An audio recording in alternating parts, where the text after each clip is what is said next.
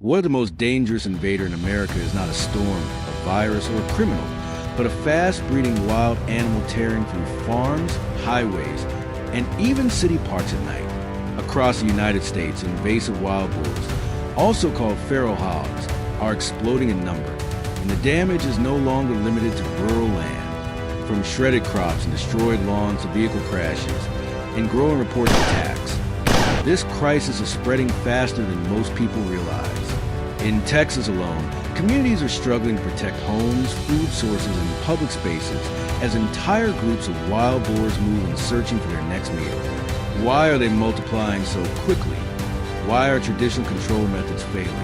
And what is the safest, smartest way to stop them before the problem gets worse? In this video, we break down the real scale of the wild boar invasion, the risks to people in agriculture, and the most effective strategies being used right now. Stay to see what really works next.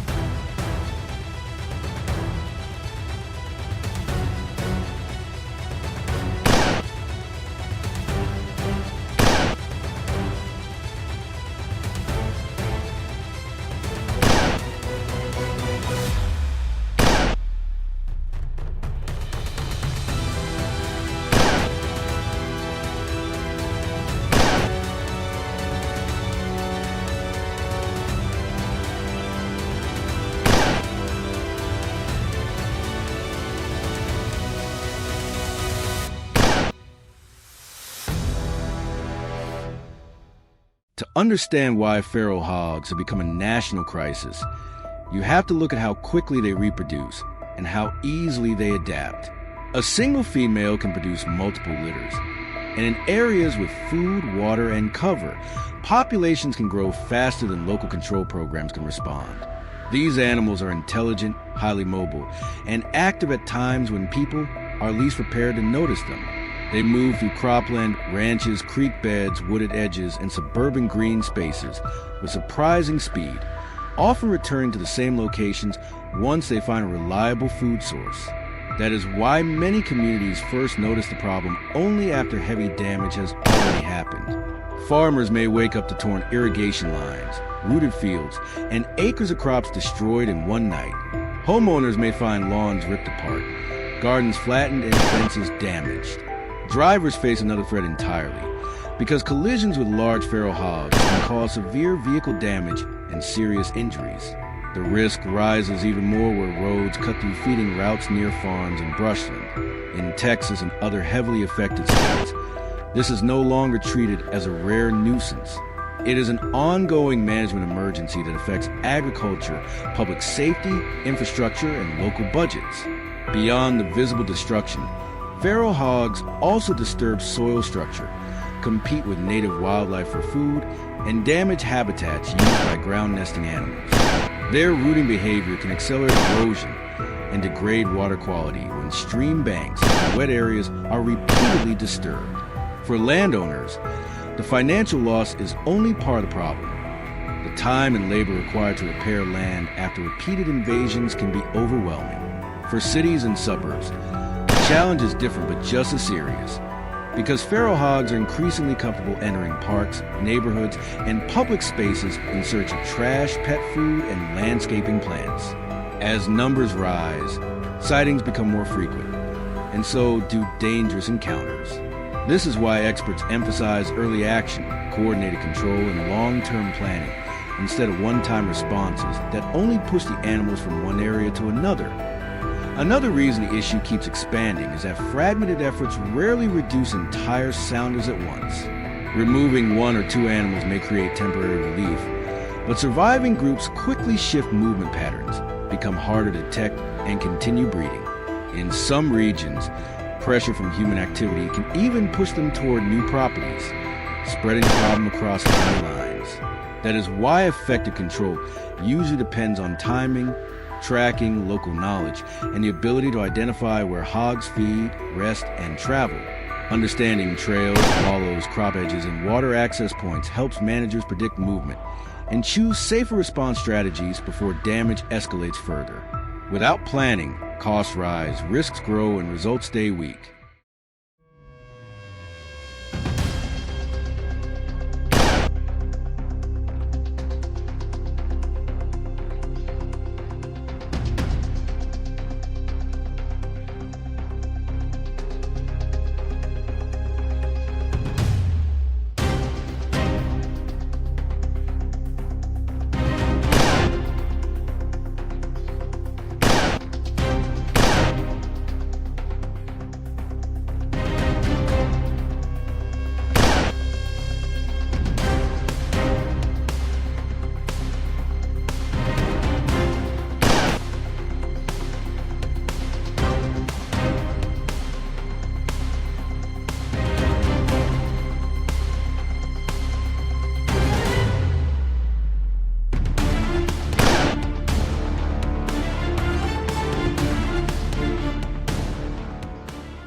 Controlling feral hog populations is far more complex than simply allowing occasional hunting. These animals learn quickly, travel in groups, and change behavior when they sense pressure, which means inconsistent efforts often fail to produce lasting results. In many areas, a few visible hogs are only a small part of a much larger sounder moving through nearby cover. If control methods are poorly timed, the group scatters, becomes more cautious, and returns later through different routes. That is why effective management depends on strategy, not luck. Landowners, wildlife officers, and trained hunters often begin by identifying feeding zones, bedding areas, travel corridors, and water access points.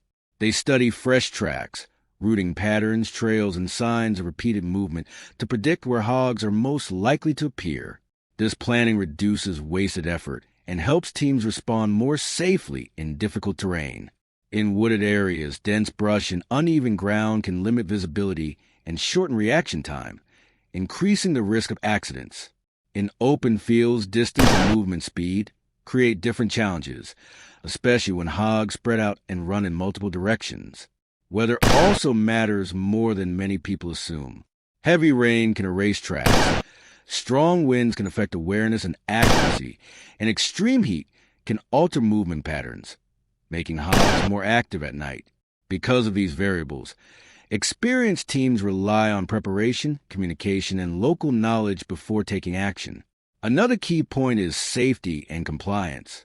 Wild boar control can involve firearms, traps, night operations, and work near roads, fences, livestock, or homes. So following local laws and regulations is essential. The goal is not just to remove animals, but to do it responsibly while reducing risk to people, pets, and non-target wildlife. Experts also stress that a single method rarely works everywhere. In some locations, trapping may be more effective than open pursuit. In others, coordinated monitoring and targeted removal produce better results than frequent random attempts. The best outcomes usually come from combining methods based on terrain, season, and the size of the population. When communities treat feral hog control as a long-term management effort instead of a one-day event, they are more likely to reduce damage, protect farmland, and prevent the animals from simply shifting into nearby neighborhoods.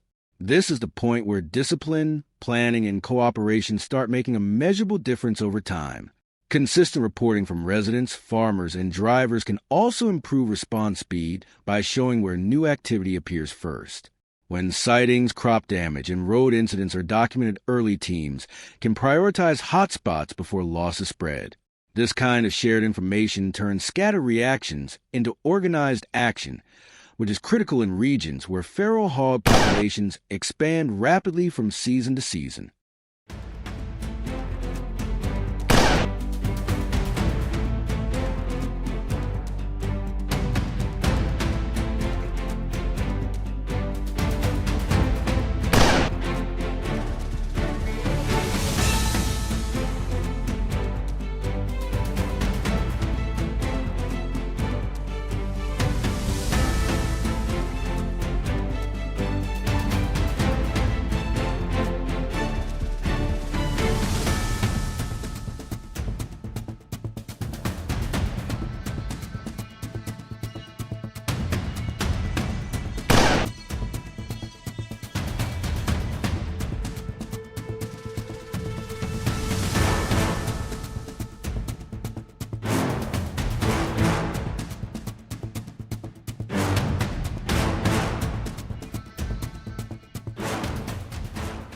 While hunting and removal remain common tools, long-term success against feral hog invasions depends on a broader, smarter control plan. These animals reproduce quickly, adapt to pressure, and move across private and public land, so no single action can solve the problem permanently. Communities that make progress usually combine rapid response with prevention. That includes monitoring hotspots, protecting crops and feed storage, securing trash and pet food in residential areas, repairing fences, and reducing easy access to water or shelter wherever possible.